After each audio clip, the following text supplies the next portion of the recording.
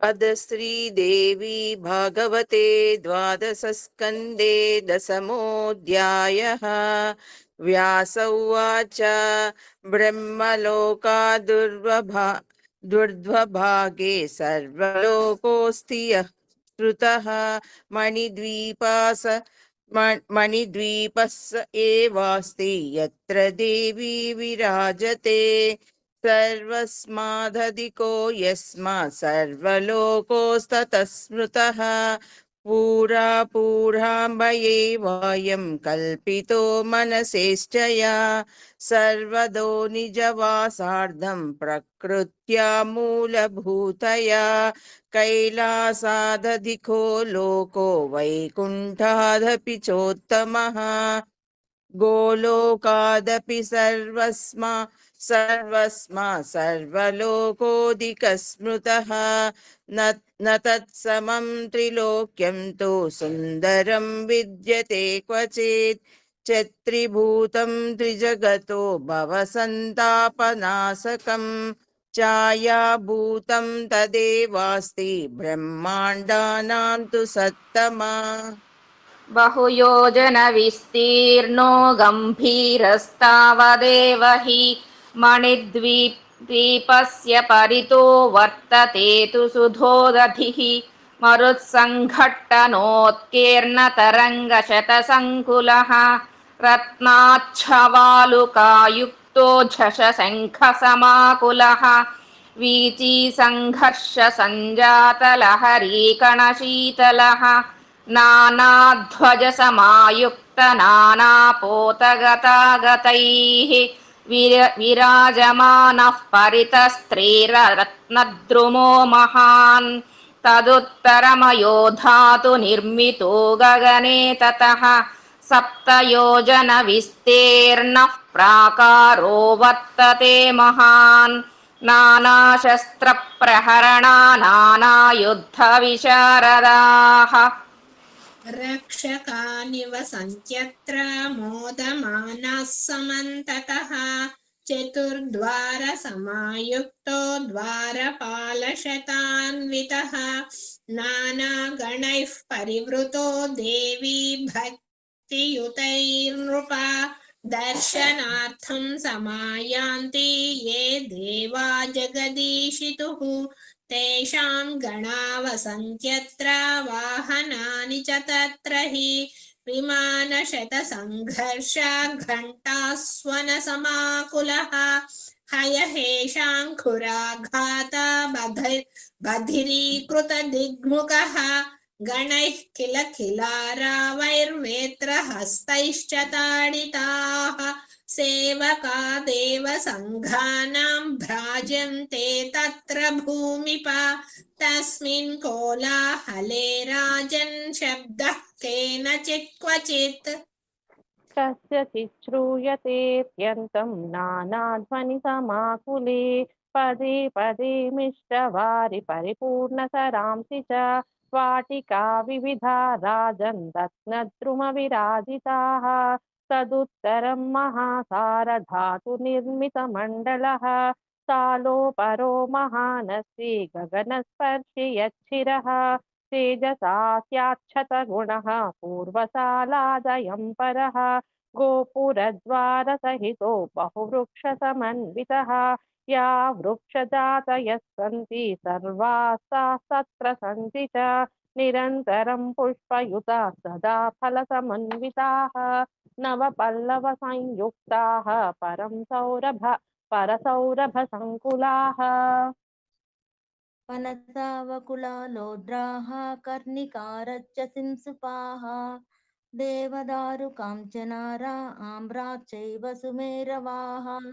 लिकुचाहिङ्गुलाच्चैल लवङ्गाः कट्पलास्तदा पाटला मञ्चुकुन्दाच्च पलिन्यो जगने जगने फलाः तालास्तमालात्तालाच्च कङ्कोला लागा भद्रकाः पुन्नागः पीलवत्साल्वका वैकर्परासाकिनः अश्वकर्णा हस्तिकर्णा तालपर्णा च दाडिमाः गणिका बन्धुजीवच्च जम्बीराच्च कुरुण्डकाः चाम्पेय बन्धुजीवाच्च तदा वै कनकद्रुमाः कालगुरुद्रुमाच्चैव तदा चन्दनपादपाः खर्जूरयूथिकास्तालापन्यश्चैव ततेक्षवः क्षीरवृक्षाक्षखता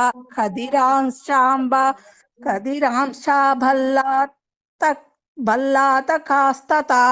रुचिकाः कुटजा वृक्षा बिल्ववृक्षास्तथैव च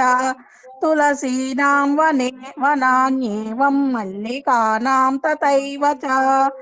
इत्यादि तरुजातीनां वनान्युपवनानि च नानावापि शतैर्युक्तान्येवं सन्ति धराधिपा कोकिलारावसंयुक्ता गुञ्जद्भ्रमरभूषिताः निर्यासस्राविणः सर्वे स्निग्धश्चायास्तरुत्तमाः नाना ऋतुभवा वृक्षा नानापक्षिसमाकुलाः नानारसस्राविणीभिर्नदीभिः रतिशोभिताः पारावत शुक्रव्रात सारिका पक्षमारुतैः हंस पक्ष समुद्भूत चलद्रुमं सुगन्धग्राहि पवनपूरितं तद्वनोत्तमं सहितं हरिणीयूथैर्दावमानैर्ऋतस्ततः नृत्यद् बर्हि कदम्बस्य केकारा वै सुखप्रदैः नादितं तद्वनं दिव्यं मधुस्रावि समन्ततः कांस्यशालादुत्तरे तु ताम्रशालाः प्रकीर्तितः चतुरस्रसमाकार उन्नत्या सप्तयोजनः द्वयोस्तु शालयोर्मध्ये सम्प्रोक्ता कल्पवाटिका येषां तरूणां पुष्पाणि काञ्चनाभानि भूमिपा पत्राणि काञ्चनाभानि रत्नबीजफलानि च दशयोजनगन्धो हि प्रसर्पति समन्ततः तद्वनं रक्षितं राजन् वन्ते नर्तुनानिशं पुष्पसिंहासनासीनः पुष्पच्छत्र विराजितः पुष्पभूषाभूषितश्च पुष्पासव विघूर्णितः मधुश्रीर्माधवश्री च द्वे भार्ये तस्य सम्मते क्रीडतस्मेरवदने समस्तबककन्दुकैः अतीव रम्यं विपिनं मधुस्राविसमन्ततः दशयोजनपर्यन्तं कुसुमामोदवायुना पूरितं दिव्यगन्धैर्व्यै साङ्गनैर्गानलोलुपैः शोभितं तद्वनं दिव्यं मत्तकोकिलनादितं वसन्तलक्ष्मी संयुक्तं कामिकामप्रवर्धनं ताम्रशालादुत्तरप्रासीतशालप्रकीर्तितः समुच्छाय स्मृतोतोपयस्य सप्तयोजनसङ्ख्यया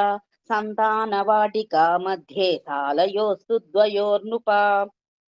दशयोजनगन्धस्तु प्रसूनानां समन्ततः हिरण्याभानि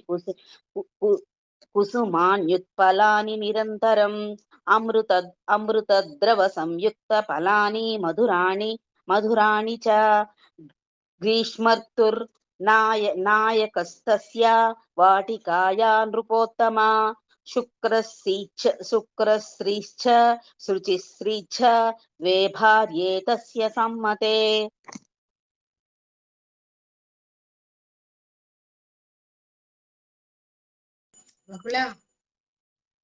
రమాగారు చదవట్లేదు.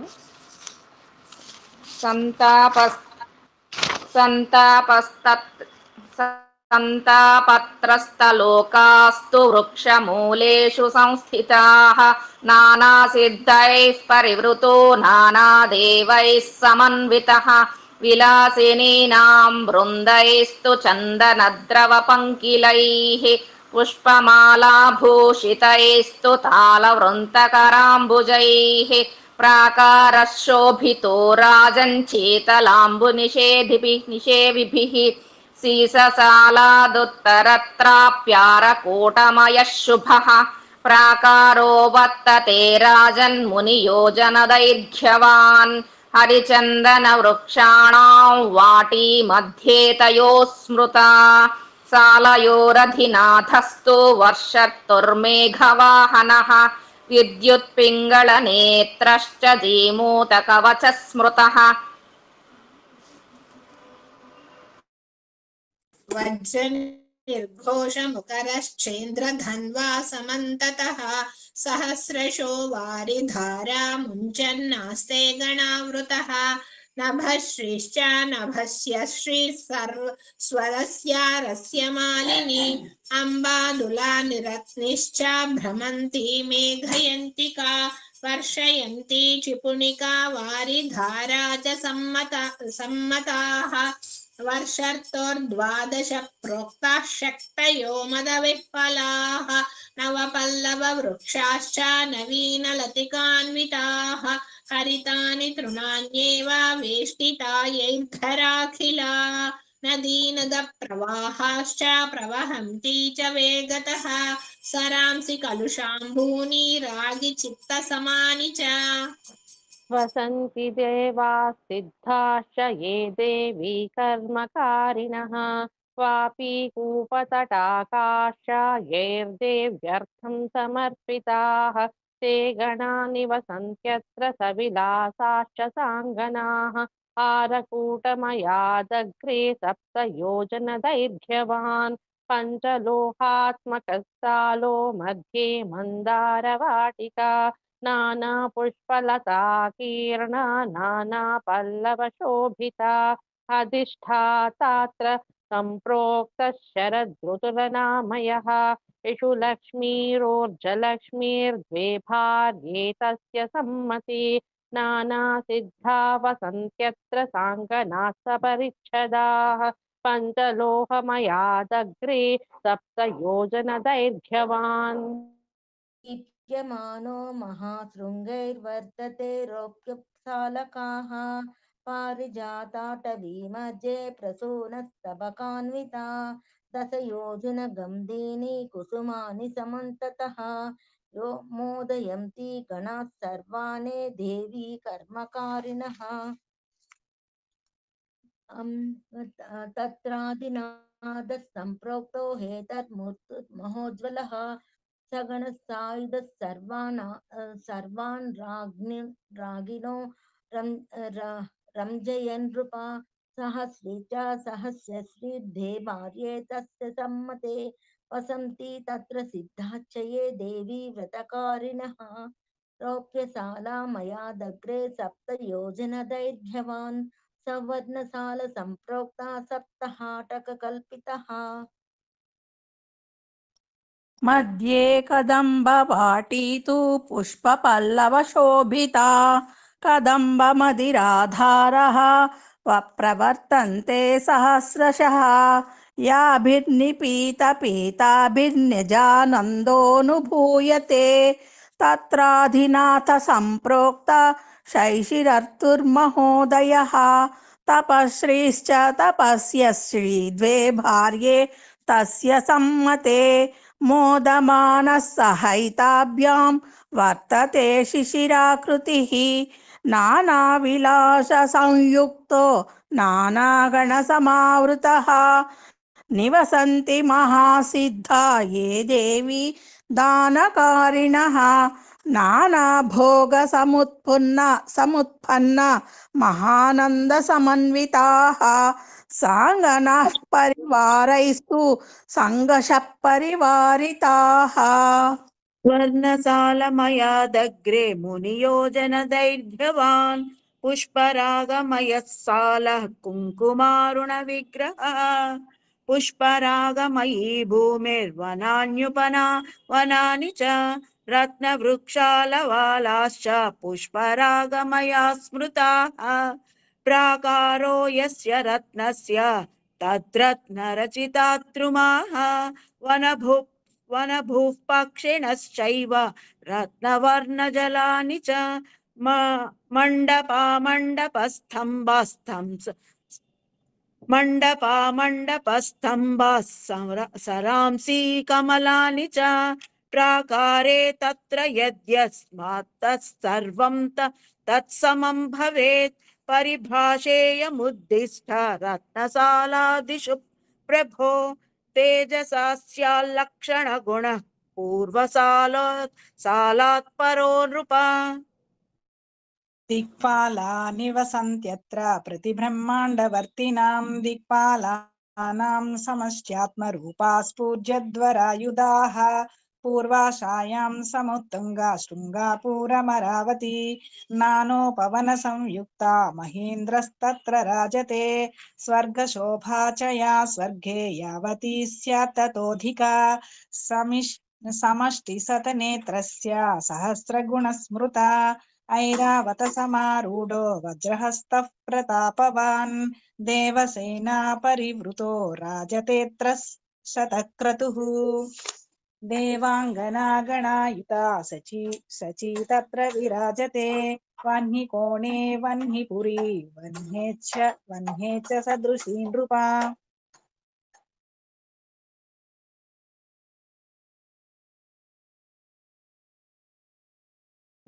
శ్రీదేవి గారు మ్యూట్ లో ఉన్నారండి. ఇదే మ్యూట్ లో ఉన్నావు. సారీ చదువుతున్నాను. స్వాహా స్వధా సమాయుక్తో మన్హిస్తత్ర విరాజతే నిజవాహన భూషాఢ్యో నిజదేవగణైర్వృతః యామ్యాశాయాం యమపురీ తత్ర దండధరో మహాన్ స్వభటైర్వేష్టితో రాజంచిత్రగుప్త పురోగమైః నిజశక్తియుతో భాస్వత్ తనయోస్తి యమో మహాన్ నైర్యుతాం దిశి రాక్షసై పరివారితః ఖడ్గధారీ స్ఫురన్నాస్తే నిర్నుతిర్నిజశక్తియుక్ వారుణ్యాం వరుణో రాజా పాశధారీ ప్రతాపవాన్ మహాజుష సమారూఢో వారుణీ మదవిహ్వలః నిజశక్తి సమాయుక్తో నిజయాదో గణాన్వితః समास्ते वारुणे लोके वरुणानीरताकुलः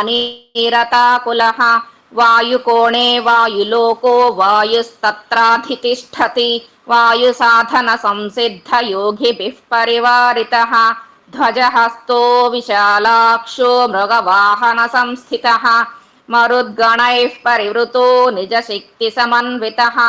उत्तरस्यां दिशि महान् यक्षलोकोऽस्ति भूमिपा यक्षाधिराजस्तत्रास्ते वृद्धिरुध्याधिशक्तिभिः नवभिर्निधिभिर्युक्तस्तुन्दिलोधननायकः मणिभद्रः पूर्णभद्रो मणिकन्धरः मणिभूषो मणिस्रग्वी मणिकार्मुकधारकः इत्यादि यक्षसेनानी सहितो निजशक्तियुक् ईशानकोणे सम्प्रोक्तो रुद्रलोको महत्तरः अनर्घ्यरत्नखचितो यत्र रुद्रोऽधिदैवतम् मन्युमान् दीप्तनयनो बद्धपृष्ठमहेषुधिः स्फूर्जधनुर्वामहस्तोद्धिज्य धन्वाभिरावृतः स्वसमानैरसङ्ख्यातरुद्रैः शूलवरायुधैः विकृतास्यैः कराळास्यैर्वमद्वह्निभिरास्यतः दशहस्तैः शतकरैः सहस्रभुजसंयुतैः दशपादैर्दशग्रीवैस्त्रिनेत्रैः रुग्रमूर्तिभिः अन्तरिक्षचरा ये च भूमिचरा स्मृताः रुद्राध्याये स्मृता रुद्राध्याये स्मृता रुद्रास्त्रैश्च समावृतः रुद्राणी कोटिसहितो भद्रकाल्यादिमातृभिः नानाशक्तिसमाविष्टडामर्यादिगणावृतः वीरभद्रादिसहितो रुद्रो राजन् विराजते मुण्डमालाधरो नागवलयो नागकन्धरः व्याघ्रचर्मपरिधानो गजचर्मोत्तरीयकः चिताभस्माङ्गलिप्ताङ्गः प्रमथादिगणावृतः निनदड्डमरुद्वानै द्वानेर्बदरीकृतदिग्मुखः अट्टहासास्फोटशब्दैः सन्त्रासितनभःस्थलः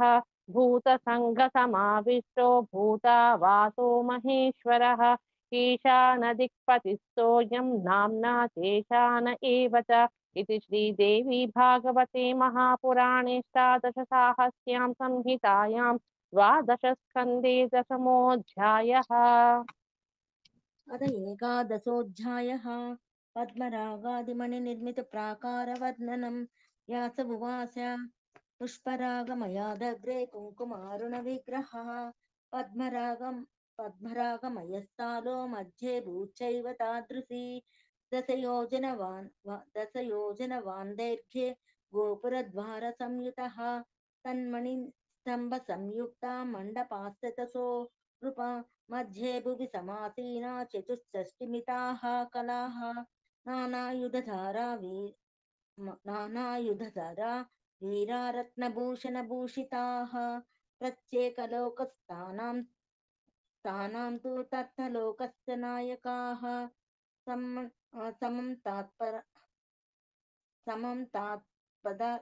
समं तात पद्मरागस्य परिवार्य स्थितास्तदा स्वस्वलोकजनैर्जुष्टा स्ववाहनहेतकेतिभिः तासां नामानि वृक्षामि शृणुत्वं जनमेजय। पिङ्गळाक्षी विशालाक्षी समृद्धिर्वृद्धिरेव च श्रद्धा स्वाहा स्वधाभिक्य माया संज्ञा वसुन्धरा त्रिलोकधात्री सावित्री गायत्री त्रिदशेश्वरी सुरूपा बहुरूपा च स्कन्दमाताच्युतप्रिया विमला चामला तद्वदरुणी पुनरारुणी प्रकृतिर्विकृतिः सृष्टिः स्थितिः संवृत्तिरेव च संध्या माता सती हंसी मर्दिका वज्रिका परा देवमाता भगवती देवकी कमलासना त्रिमुखी सप्तमुख्यान्या सुरासुरविमर्दिनी लम्भोष्ठी चोद्वकेशी च बहुशीर्षा वृकोदरी रथरेखा पया पश्चाच्छिशिरेखा तथा परा गगनवेगा पवनवेगा चैव ततः परम् अग्रे भुवनपाला सा तत्पश्चान्मदनातुरा अनङ्गानङ्गमथना तथैवानङ्गमेखला अनङ्गकुसुमा पश्चात् विश्वरूपासुराधिका क्षयङ्करी भवेच्छक्ति रक्षोभ्या च ततः परम् सत्यवादिन्यथ प्रोक्ता बहुरूपा शुचिव्रता उदाराख्या च वागीशी चतुष्षष्टि मिता स्मृताः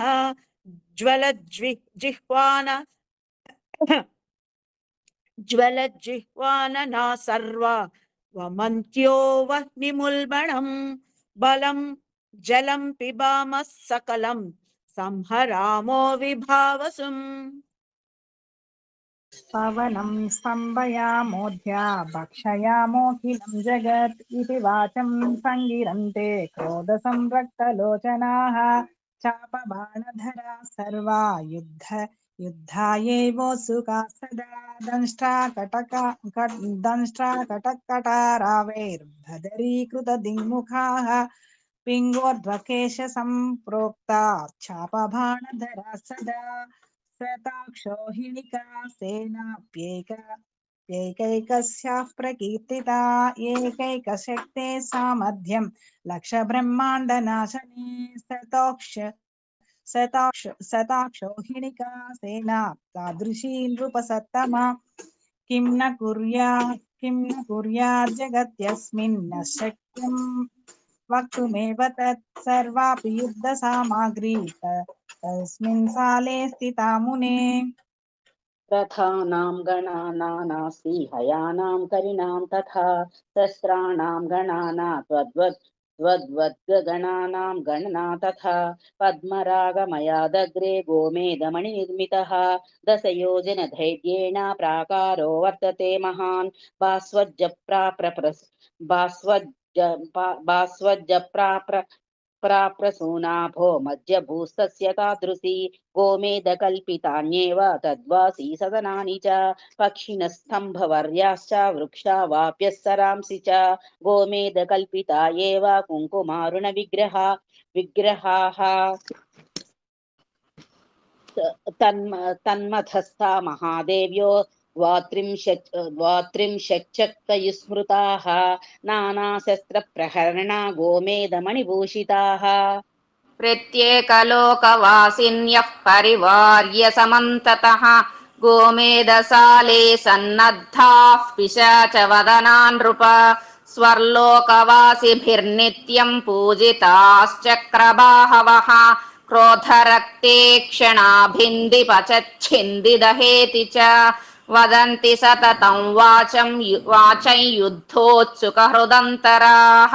एकैकस्या महाशक्तिर्दशाक्षौहिणिका मता सेना तत्राप्येकशक्तिर्लक्षब्रह्माण्डनाशिनी तादृशीनां महासेना वर्णनीया कथं नृप तथा नान्नैव गणना वाहनानां तथैव च सर्वयुद्धसमारम्भस्तत्र देव्या विराजते तासान्नामानि वक्ष्यामि पापनाशकराणि च विद्याह्रीपुष्टयः प्रज्ञासिनी वालीकुहुस्तथा रुद्रा वीर्या प्रभानन्दा पोषिणी रुद्धिदा शुभा कालरात्रिर्महारात्रिर्भद्रकाली कपर्धिनी विकृतिर्दण्डिमुण्डिन्यौ सेन्दुगन्धा शिखण्डिनी निशुम्भशुम्भमथिनी महिषासुरमर्धिनी इंद्राणी चैव रुद्राणी शङ्करार्धशरीरिणी नारी नारायणी चैव त्रिशूलिन्यपि पालिनी अम्बिकाह्लादिनी पश्चादित्येवं शक्तयः स्मृताः यद्येताः कुपिता देव्यस्तदा ब्रह्माण्डनाशनम्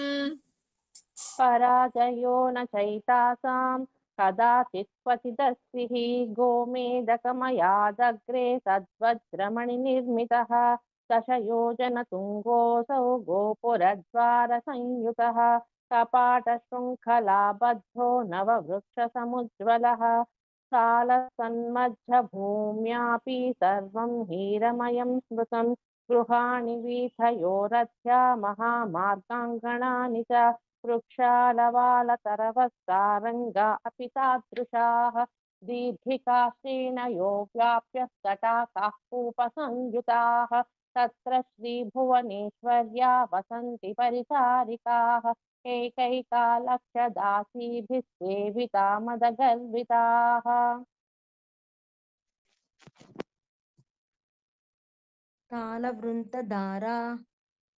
तालवृन्तधराः काचिच्च शकाढ्यकाराम्बुजाः काचित्ताम्बूलापात्राणि धारयञ्चोतिगर्विताः काचित् छत्रधारिण्या चामराणं विधारिकाः नानावस्त्रधराः काचित् पुष्पकराम्बुजाः नानादर्शकराः काचित् कुङ्कुमलेपनं धारयञ्च कज्जलं च सिन्दूरशशकं पराः काचित् चित्रकनिर्माक्षः पादसंवाहने रताः काचित् भूषकारिण्यो नानाभूषधराः पराः पुष्पभूषणनिर्मात्यः पुष्पशृङ्गारकारिकाः नानाविलासचित्राः ब्रह्म्य एवं विदाः पराः निबद्धपरिधानीया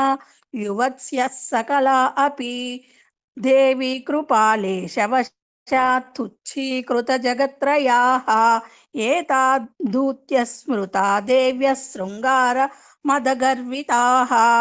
तासां नामानि वक्ष्यामि शृणु मे नृपसत्तमा अनङ्गरूपा प्रथमाप्यनङ्गमदना परा तृतीया तु ततः प्रोक्ता सुन्दरी मदनातुरा ततो भुवनवेगा स्यात् तथा भुवनपालिका सा स्यात् सर्वशिशिरानङ्गवदनानङ्गमेखला विद्युद्धाम समानाङ्ग्यः क्वणत्काञ्चीगुणान्विताः रणन्मञ्जीरचरणा बहिरन्तरितस्ततः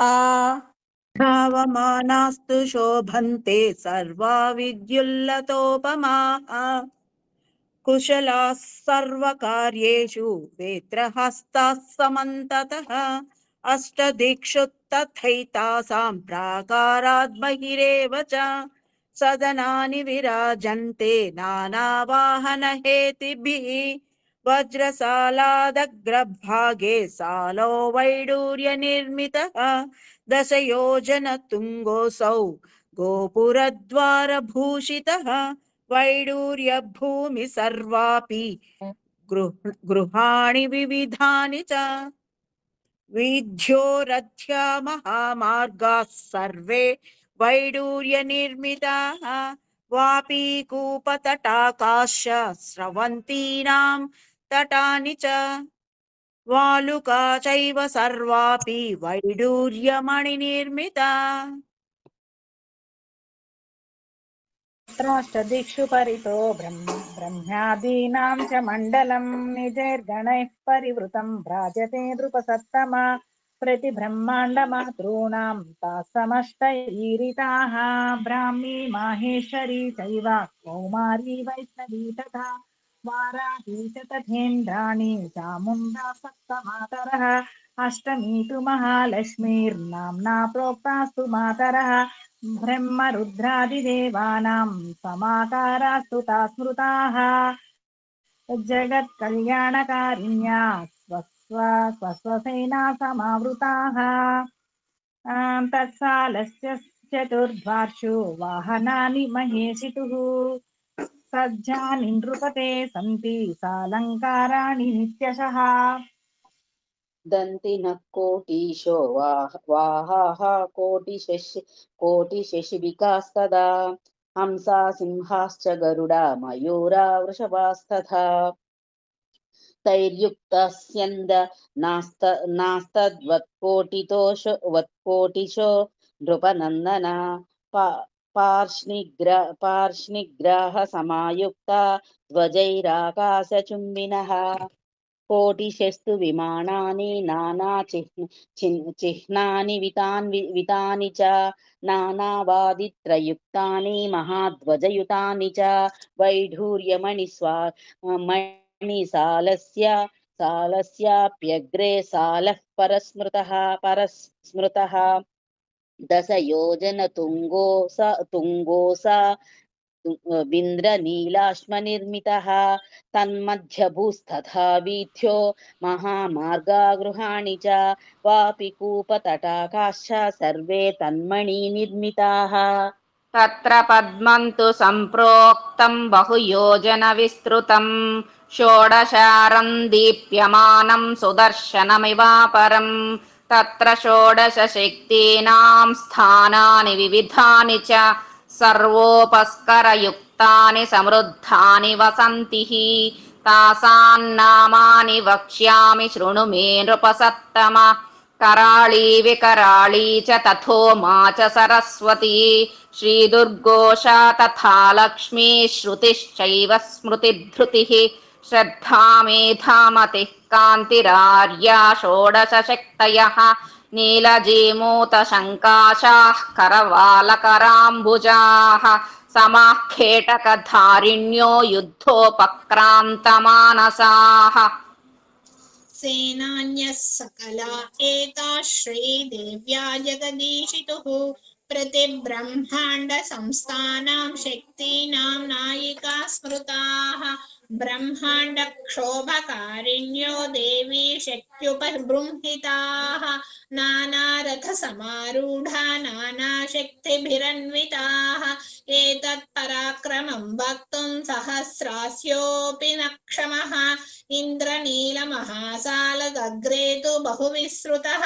मुक्ता प्राकार उदितो दशयोजनदैर्घ्यवान् मध्यभुः पूर्ववक्त्रोक्ता तन्मध्येष्ठदलाम्बुजम् मुक्तामणिगणाकीर्णं विसृतं तु सकेसरं तत्र देवी समाकारा देव्यायुधधरा सदा సువర్ణకాను చదివేసి సునీత ఇవైందిలే ఓకే ఓకే ఓకే సంప్రోక్తా అష్టమంత్రిణ్యో జగద్వార ప్రబోధికాః దేవీ సమాన భోగాతా ఇంగితజ్ఞాస్తు పండితాః కుశలాः సర్వకార్యేషు స్వామి కార్యపరాయణాः దేవ్యాభిప్రాయ భోజ్యాస్తాచ్యుతురా అతిసుందరాः నానాశక్తి సమాయుక్తాः ప్రతిబ్రహ్మాండవర్తినాం ప్రాణినాం సమాచారం జ్ఞానశక్త్యా విదంతి చ తాసాం నామాని వక్ష్యామి మతశృణు నృపోత్తమా అనంగకుసుమా ప్రోక్షానంగకుసుమాతురా అనంగమదనాత్వదనంగ తద్వదనంగమదనాతురా భువనపాల గగనవేగా చైవ తతం పరం శశిరేఖా చ గగనరేఖా చైవ తతః పరం పాశాంకుశవరాభీతిధరాः అరుణవిగ్రహः విశ్వం బంధినీం వార్తాం బోధయంతి ప్రతిక్షణం ముక్తసాలదగ్రభాగే మహామారకతోపరः సాలోత్తమः సముద్దిష్టో దశయోజనదైర్ఘ్యవాన్ నానా సౌభాగ్య సంయుక్తో నానాభోగ సమన్వితః మధ్యభూస్తాదృశీ ప్రోక్త సదనాని తథైవ చ షట్కోణమత్ర విస్తీర్ణం కోణస్థా దేవతా శృణు పూర్వకోణే చతుర్వక్త్రో గాయత్రీ సహితో విధిః కుండికాక్ష గుణాభీతి దండాయుధస్ధర పరః తదాయుధధరా దేవి గాయత్రీ పరదేవతా వేదాः సర్వే మూర్తిమంతః శాస్త్రాణి వివిధాని చ స్మృతయశ్చ పురాణాని మూర్తిమంతి వసంతి ఏ బ్రహ్మ విగ్రహాः సంతి గాయత్రి విగ్రహాశ్చ ఏ వ్యాహృతీనాం విగ్రహాశ్చ ते नित्यं तत्र सन्ति रक्षकोणे शङ्खचक्रगदाम्बुजकराम्बुजा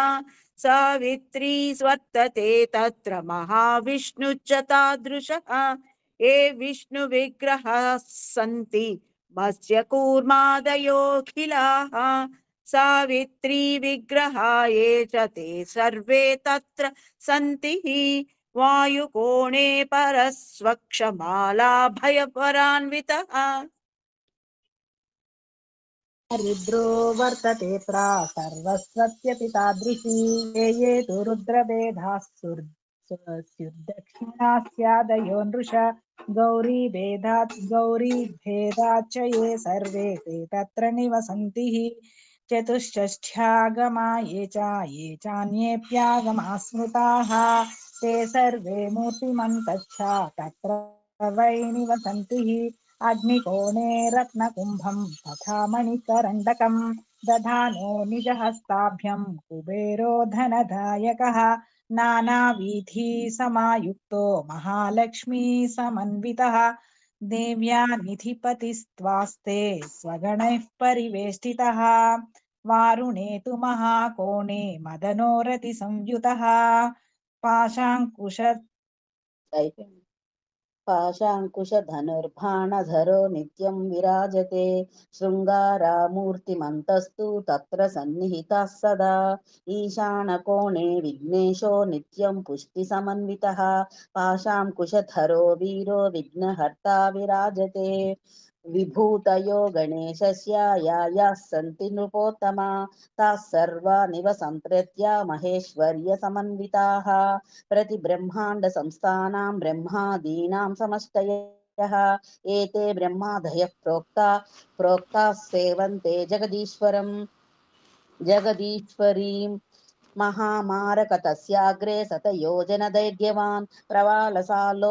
सालोस्त्य परः कुङ्कुमारुणविग्रहः मध्यभूस्तादृशी प्रोक्ता सदनानि च पूर्ववत् तन्मध्ये पञ्चभूतानां स्वामिन्यः पञ्च सन्ति च हृल्लेखा गगनारक्ता चतुर्थी तु कराळिका महोच्छुष्मा पञ्चमी च पञ्चभूतसमप्रभाः पाशाङ्कुशवराभीतिधारिण्योमितभूषणाः देवी समानवेषाढ्या नवयौवनगर्विताः प्रवालसालादग्रे तु नवरत्नविनिर्मिताः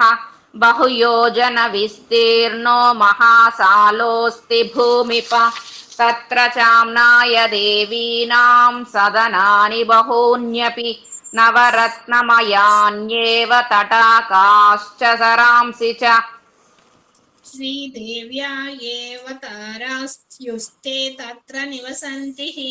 महाविद्या महाभेदाः सन्ति तत्रैव भूमिपा निजावरणदेवीभिर्निजभूषणवाहनैः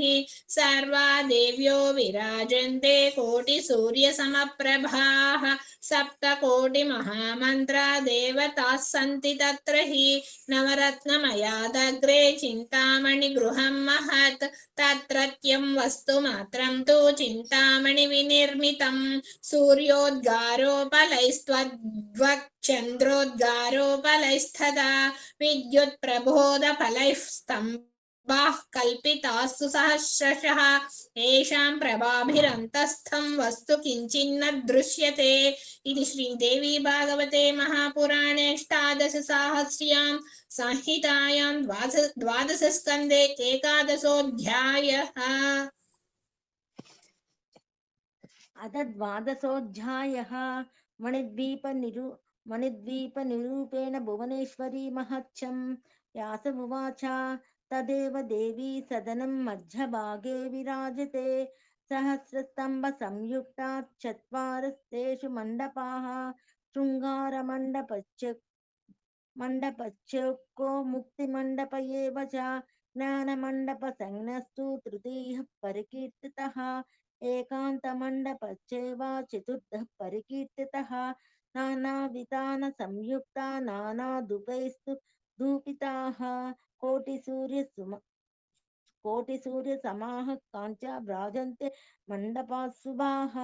तन्मण्डपानं परितः काश्मीरवनिका स्मृता मल्लिका कुन्दवनिका यत्र पुष्पलकाः स्थिताः असंख्याता मृगमदैः पूरितास्तत्र वास्नुपा महापद्माटवी तद्रत्नसोपाननिर्मिता सुधारसेन सम्पूर्णा गुञ्जन्मत्तमधुव्रता हंसकारण्डवाकीर्णा गन्धपूरितदिक्तटा वनिकानां सुगन्धैस्तु मणिद्वीपं सुवासितं शृङ्गारमण्डपे देव्यो गायन्ति विविधैः स्वरैः सभासदो देववरा मध्ये श्रीजगदम्बिका मुक्तिमण्डपमध्ये तु मोचयत्यनिशं शिवा ज्ञानोपदेशं कुरुते तृतीये नृपमण्डपे चतुर्थमण्डपे चैव जगद्रक्षाविचिन्तनं मन्त्रिणी सहिता नित्यं करोति जगदम्बिका चिन्तामणिगृहे राजञ्चक्ति तत्त्वात्मकैः परैः सोपानैर्दशभिर्युक्तो मञ्चकोऽप्यधिराजते ब्रह्म विष्णुश्च रुद्रश्च ईश्वरश्च सदाशिवः एते मञ्चखुराः प्रोक्ताः फलकस्तु सदाशिवः तस्योपरि महादेवो भुवनेशो विराजते या देवी निजलीलार्थं द्विधा भूत बभूवः सृष्ट्यादौ तु स एवायं तदाध्वङ्गो महेश्वरः कन्दर्पदर्पनाशोद्यत्कोटिकन्दर्पसुन्दरः पञ्चवक्त्रस्त्रिनेत्रश्च मणिभूषण भूषितः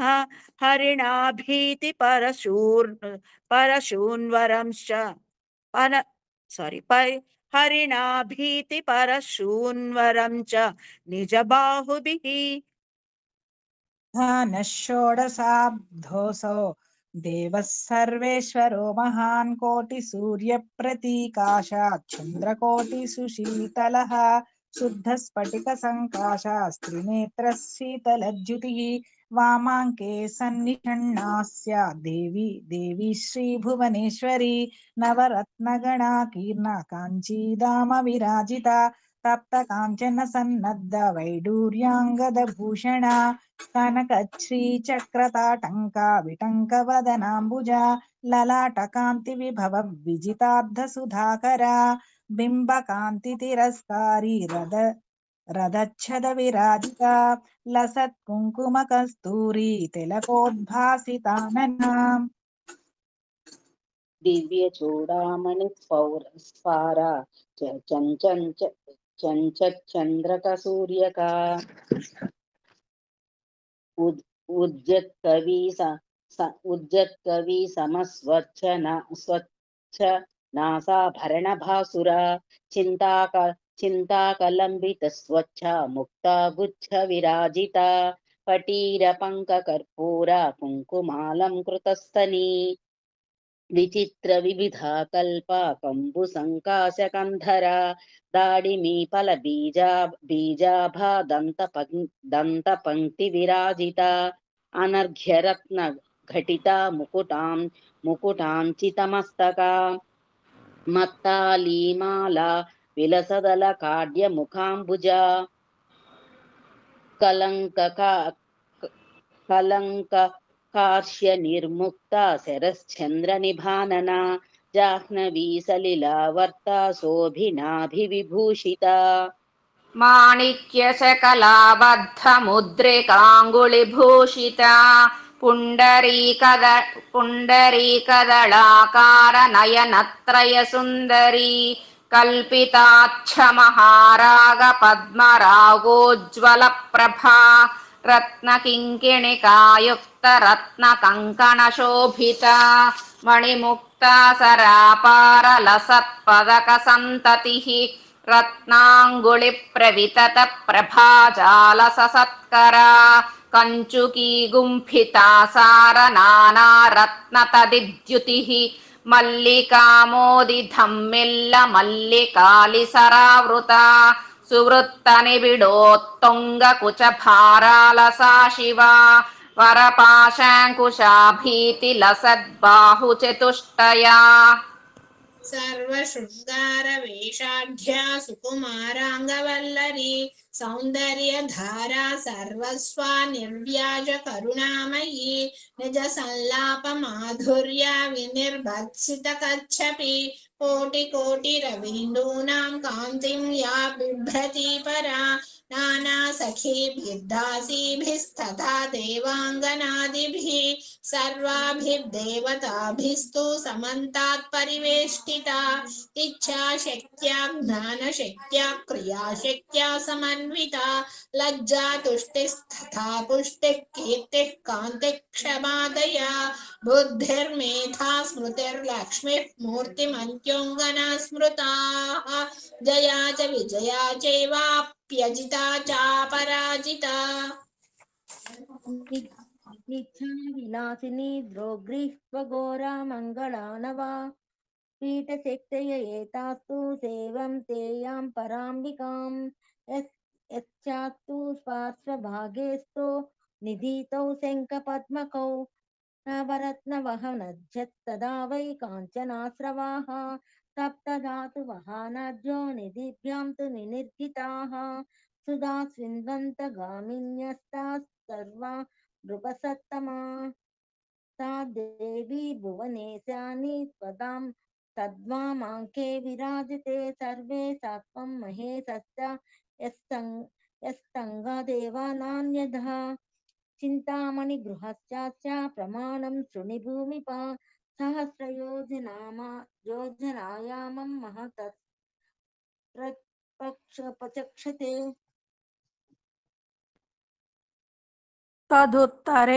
तदुत्तरे महाशैलः पूर्वस्माद्विगुणा स्मृताः अन्तरिक्षगतं त्वेतन्निराधारं विराजते संकोचश्च विकासश्च जायतेऽस्य निरन्तरं पटवत्कार्यवशतः प्रलये सज्जने तथा शालानां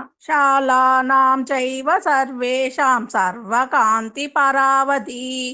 चिन्तामणिगृहं प्रोक्तं यत्र देवी महोमयी ये उपासकाः सन्ति प्रतिब्रह्माण्डवर्तिनः देवेषु नागलोकेषु मनुष्येष्वितप्रेषु च श्रीदेव्यास्ते च सर्वेऽपि व्रजन्त्यत्रैव भूमिपा देवी क्षेत्रे ये त्यजन्ति प्राणान् देव्यर्चने रताः ते सर्वे यान्ति तत्रैव यत्र देवी महोत्सवा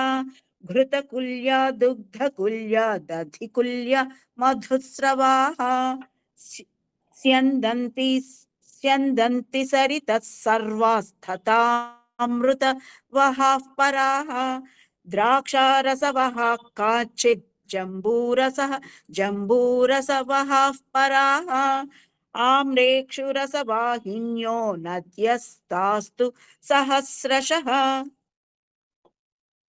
मनोरथफलावृक्षा वाप्यकूपास्तथैव च यथेष्टपानफलदाना न्यूनं किञ्चिदस्ति हि न रोगफलितं वापि जरा वापि कदाचन न चिन्ता न च माश्चर्यं कामक्रोधादिकं तथा सर्वे युवानः सस्त्रिका सहस्रादित्यवर्चसः भजन्ति सततं देवीं तत्र श्रीभुवनेश्वरीं केचित् सलोकतापन्नाः केचित् सामीप्यतां गताः स्वरूपतां गताः केचित् साष्टितां च परे गताः न्यायास्ति देवतास्तत्र प्रतिब्रह्माण्डवर्तिनां समष्टयस्थितास्तास्तु सेवन्ते जगदीश्वरीं सप्तकोटिमहामन्त्रा मूर्तिमन्त उपासते महाविद्याच्च सकलाः साम्यावस्थात्मिकां शिवां कारणब्रह्मरूपां तां मायाशबलविग्रहाम् इत्थं राजन्मया प्रोक्तं मणिद्वीपं महत्तरं न सूर्यचन्द्रो नो विद्युत्कोटयोऽग्निस्तथैव च एतस्य भासा कोट्यं शकोट्यं तेनापि ते समाः क्वचित् विद्रुमसङ्कासं क्वचिन्मरकतच्छवी विद्युद्भानुसमुच्छायं मध्य सूर्यसमं क्वचित् विद्युत्कोटिमहाधारा सारकान्तिततं क्वचित् सिन्धूरनीलेन्द्र माणिक्य सदृश्य छवी क्षीरसार महागर्भ दगद्गितदिक्तटं कान्त्या दावानलसमं सप्तकाञ्चन सन्निभं क्वचिच्चन्द्रोपलोद्गारं सूर्योद्गारं च कुत्रचित् रत्नशृङ्गी समायुक्तं रत्नप्राकारगोपुरं रत्नफलैर्वृक्षैश्च परिमण्डितम् नृत्यन्मयूरसङ्घैश्च कपोतरणितोज्ज्वलम् कोकिलाकाकलीलापैः शुकलापैश्च शोभितम् सुरम्यरमणीयाम्बुलक्षावधिसरोवृतम् तन्मध्यभागविलसद्विकचद्रत्नपङ्कजैः सुगन्धिभिः समन्तात्तु वासितं शतयोजनम् मन्दमारुतसम्भिन्नचलद्रुमसमाकुलम् चिन्तामणिसमूहानां ज्योतिषा वितताम्बरम् रत्नप्रभाभिरभितो धगद्धिगतदिक्तटम् धगद्धगितदिक्तटम् वृक्षव्रातमहागन्धवातव्रातसुपूरितम् धूपधूपायितं राजन्मणिदीपायितोज्ज्वलम् मणिजालकसच्चिद्रा तरलोदरकान्तिभिः दिग्मोहजनकं चैतद्दर्पणोदरसंयुतम् ऐश्वर्यस्य समग्रस्य शृङ्गारस्याखिलस्य च सर्वज्ञतायाः सर्वायास्तेजःश्चाखिलस्य वै पराक्रमस्य सर्वस्य सर्वोत्तमगुणस्य च सकलाया दयायाश्च समाप्तिरिह भूपते राज्ञ आनन्दमारभ्य ब्रह्मलोकान्तभूमिषु आनन्दाये स्थिताः सर्वे ते त्रैवान्तर्भवन्ति इति ते वर्णितं राजन्मणिद्वीपं महत्तरं महादेव्याः परं स्थानं सर्वलोकोत्तमोत्तमम् చదివేసేయమ్మా కంప్లీట్ చేసేసే एतस्य स्मरणात् सद्यः सर्वं पापं विनश्यति प्राणोत्क्रमणसन्धौ तु स्मृत्वा तत्रैव गच्छति अध्याय पञ्चकं त्वेतत् पठेन्नित्यं समाहितः भूतप्रेतपिशाचादि बाधा तत्र भवेन्न हि नवीनगृहनिर्माणे वास्तुयोगे तथैव च पठितव्यं प्रयत्नेन कल्याणं तेन जायते इति श्रीदेवी भागवते महापुराणेष्टादशसाहस्र्यां संहितायां 12 स्कन्धे 12 त्रयोदशोऽध्यायः पुराणफलप्रदर्शनं व्यास उवाच इति ते कदिन्ता भूप यज्जुत्पृष्टं त्वया नग नारायणेन यत्प्रोक्तं नारदया महात्मने सुत्वे तत्तु महादेव्याः पुराणं परमाद्भुतं कृतकृत्यो भवेन्मूर्तो देव्याः प्रियता मोहितः कुरुचाम्बां मकं राजन् स्वपितृद्धरणाय वै किन्नोऽसि येन राजेन्द्र पितोर्ज्ञात्वा तु दुर्भितं गृह्णत्वं महादेव्यं मन्त्रं सर्वोत्तमोत्तमं यदा विधिविधानेन जन्म साफल्यदायकं सूत उवाच तच्छ्रुत्वा नृपशार्दूलः प्रार्थायुता मुनीश्वरं कृत्वा मुनीश्वरं तस्मादेव महामन्त्रः देवी प्रणवसंज्ञकम् दीक्षा विधिं विधानेन जाग्रह नृपसत्तमः तत आहूय धौम्याधीन्नवरात्र समागमे अम्बायज्ञं चकाराशु वित्तशाट्य विवर्जितः ब्राह्मणै पाठयामास पुराणं त्वेतदुत्तमम् श्रीदेव्यग्रेऽम्बिका प्रीत्यै देवी भागवतं परम् ब्राह्मणोद्भोजयामासाभ्यासङ्ख्यातान् सुवासिनीः कुमारीर्वटुकादींश्च दीनानाथां तथैव च द्रव्यप्रदानैस्तान् सर्वान् सन्तोष्य वसुधाधिपः समाप्य यज्ञं संस्थाने संस्थितो यावदेव हि तावदेव हि चाकाशान्नारद समवातरत् रणयन्महातीं वीणां ज्वलदग्निशिखोपमः ससम्भ्रमः समुत्थाय दृष्ट्वा तं नारदं मुनिम् असनाद्युपचारैश्च पूजयामास भूमिपः कृत्वा तु कुशलप्रश्नं प्रपच्छागमकारणं राजोवाच उत आगमनं साधो ब्रूहि किं करवाणि ते सनाथोऽहं कृतार्थोऽहं त्वदागमनकारणात् इति राज्ञो वच श्रुत्वा प्रोवाच मुनिसत्तमः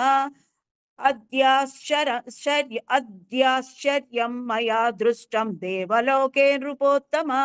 तन्निवेदयितुं प्राप्तस्त्वसकाशे सुविस्मितः ते पिता दुर्गितं प्राप्तो निजकर्म विपर्ययात् स एवायां दिव्यरूपा वपुर्भूत्वा धुनैव हि देवदेवैस्तुतः सम्यगप्सरोभिः समन्ततः विमानवरमारुह्य मणिद्वीपं गतोऽभवत् देवी भागवतस्यास्य श्रवणोत्थफलेन च अम्बा अम्बामखफलेनापि पिता ते सुगतिं गतः धन्योऽसि कृतकृत्योऽसि जीवितं सफलं तव नरकादुद्धृतस्तातास्त्वया तु कुलभूषण देवलोके स्फीतकीर्तिस्तवाध्य विपुला भवत् सूत उवाच नारदोक्तं समाकर्ण्य गदितान्तरः पपातपदाम्बुजयोर्व्यासस्याद्भुतकर्मणः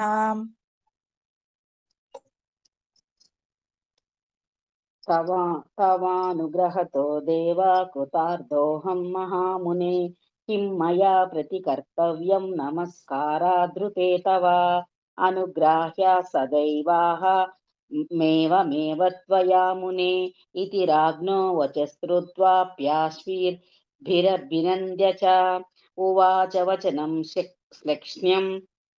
भगवान् बादरायणः राजन् सर्वं परित्यज्य भज देवी पदाम्बुजं देवी भागवतं चैव पठ नित्यं समाहितः अम्बामखं सदा भक्त्या कुरु नित्यमतन्द्रितः अनायासेन तेन त्वं मोक्ष्यसे भवबन्धनात् सन्तन्यानि पुराणानि हरिरुद्रमुखानि च देवी भागवतस्यास्य कलान्नार्हन्ति षोडशीम् सारमेतत्पुराणानाम् वेदानाम् चैव सर्वशः मूलप्रकृतिरेवैषा यत्र तु प्रतिपाद्यते समं तेन पुराणं स्यात् कथमन्युनृपोत्तमा पाठेदेदसमं पुण्यं यस्य स्याज्जनमे जय पठितव्यं प्रयत्नेन तदेव विबुधोत्तमैः इत्युक्त्वा नृपवर्यन्तं जगामुनिराट्ततः जग्मुश्चैव यथास्थानं ध्यौम्यादिमुनयो मलाः देवी भागवतस्यैव प्रशंसां चक्रुरुत्तमाम् राजा शशासधरणीं ततः सन्तुष्टमानसः देवी भागवतं चैव पठन् शृण्व निरन्तरम् इति श्रीदेवी भागवते महापुराणेष्टादशसाहस्र्यां संहितायां द्वादशस्कन्धे त्रयोदशोऽध्यायः अथ चतुर्दशोऽध्यायः देवी भागवतमहिमा सूत उवाच अर्धश्लोकात्मकय्यत्तु देवी वक्त्राब्जनिर्गतं श्रीमद्भागवतं नाम वेदसिद्धान्तबोधकम् उपदिष्टं विष्णवे यद्वटपत्रनिवासिने शतकोटिप्रविस्तीर्णं तत्कृतं ब्रह्मणा पुरा तत्सारमेकतः कृत्वा व्यासेन शुकहेतवे 18,000 तु 12 स्कन्धसंयुतं देवी भागवतं नाम पुराणं ग्रथितं पुरा अद्यापि देवलोके तद्बाहुविस्तीर्णमस्ति नानेन सदृशं पुण्यं पवित्रं पापनाशनं पदे पदेष्वमेधस्य फलमाप्नोति मानवः पौराणिकं पूजयित्वा वस्त्राध्याभरणादिभिः व्यासबुद्ध्या तन्मुखास्तु श्रुतैस्तमुपोषितः लिखित्वा निजहस्तेन लेखकेन दवामुने प्रोष्ठपद्भ्यां पौर्णमास्यां हेमसिंहासमन्वितम् दध्यात् पौराणिकाया ददक्षिणं च पयस्विनीं सालङ्कृतां सवस्तां च कपिलां हेममालिनीं भोजयेद्ब्राह्मणानं ते व्यध्याय परिसम्मितान् सुवासिनीस्तावती च कुमारीर्वटुकैः सह देवी बुद्ध्या पूजयेत्तान्व सनाभरणादिभिः पायसान् वरेणापि गन्धसृक्समादिभिः పాయసాన్నవరేణాపి గంధః సుమాదిభిః కింద లైను పురాణదానేనైతేన భూధానస్య ఫలం లభేత్ ఇహ లోకే సుఖీ భూత్వాప్యంతే దేవీ పురం వ్రజేత్ నిత్యయ్యః శృణుయాద్భక్త్యా దేవీ భాగవతం పరం న తస్య దుర్లభం కించిత్ కదాచిత్ క్వచిదస్తి అపుత్రో లభతే పుత్రాన్ ధనార్థి ధనమాప్నుయాత్ విద్యార్థి ప్రాప్నుయాద్ విద్యాం కీర్తిమండిత భూతలః వంధ్యా వా కాకవంద్యా వా మృతవంద్యా చ యాంగనా శ్రవణాదస్య తద్దోషా నివర్తేత న సంశయః యద్గేహే పుస్తకం చైతత్ పూజితం యది తిష్టతి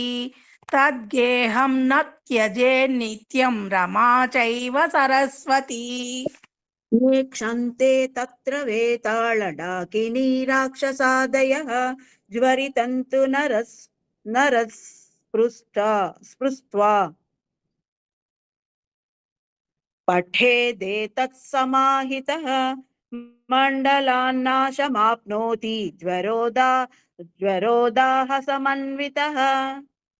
శతావృత్యాస్య పఠనాత్ క్షయరోగో వినశ్యతి ప్రతిసంధ్యం పఠేద్యస్తు సంధ్యాం కృత్వా సమాహితః ఏకైకమస్య చాధ్యాయం స నరో జ్ఞానవాన్ భవేత్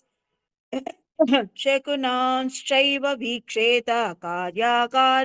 కార్యేషు చైవ హి తత్ప్రకారః పురస్థాతు కథితోస్తి మయా మునే నవరాత్రే పఠేన్నిత్యం శారదీయేతి భక్తితః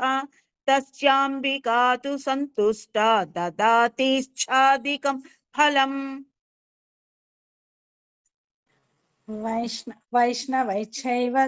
వైష్ణవచ్చైవ శైవైచ్చా రమో మా ప్రీయతే సదా సౌరైచ్చ గాణపత్యే చ శ్రేష్ఠశక్తే చ తుష్టయే పఠితవ్యం ప్రయత్నేన నవరాత్ర చతుష్టయే వైదికైర్నిజ గాయత్రీ ప్రీతయే నిత్యశో మునే పఠితవ్యం ప్రయత్నేన విరోధో నాత్ర కస్యచిత్ ఉపాసనా తు సర్వేషాం శక్తియుక్తాస్తి సర్వదా తచ్చక్తేరేవ తోషార్థం పఠితవ్యం సదా ద్విజైః స్త్రీశూద్రో న పఠేదేతత్ కదాపి చ విమోహితః శృణుయాద్విజవక్త్రాత్తు నిత్యమేవేతి చ స్థితిః కిం పునర్బహునోక్తేన సారం వక్ష్యామి తత్వతః వేదసారమిదం ఎవరు నేనే కదా చదవండి వేదసారమిదం పుణ్యం పురాణం ద్విజసత్తమాః వేదపాఠసమం పాఠే శ్రవణే చ తథైవ హి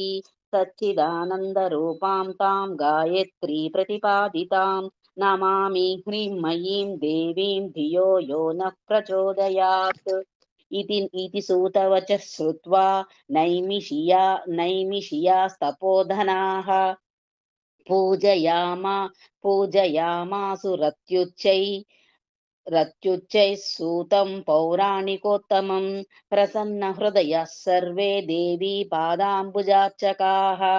निर्वृतिं परमां प्राप्ताः पुराणस्य प्रभावतः नमच्चक्रुः पुनः सूतं क्षमाप्य च मुहुर्मुहुः संसारवारिधे वारिधेस्ताता प्लवोऽस्माकं त्वमेव हि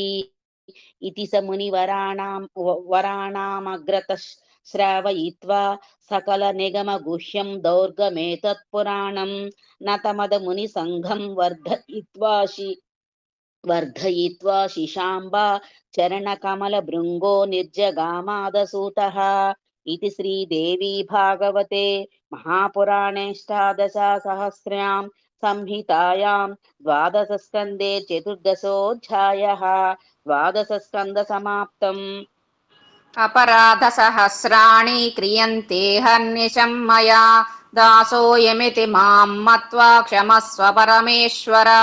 यदक्षरपदभ्रष्टं मात्राहीनं तु यद्भवेत् तत्सर्वं क्षम्यतां देव नारायणि नमोऽस्तु ते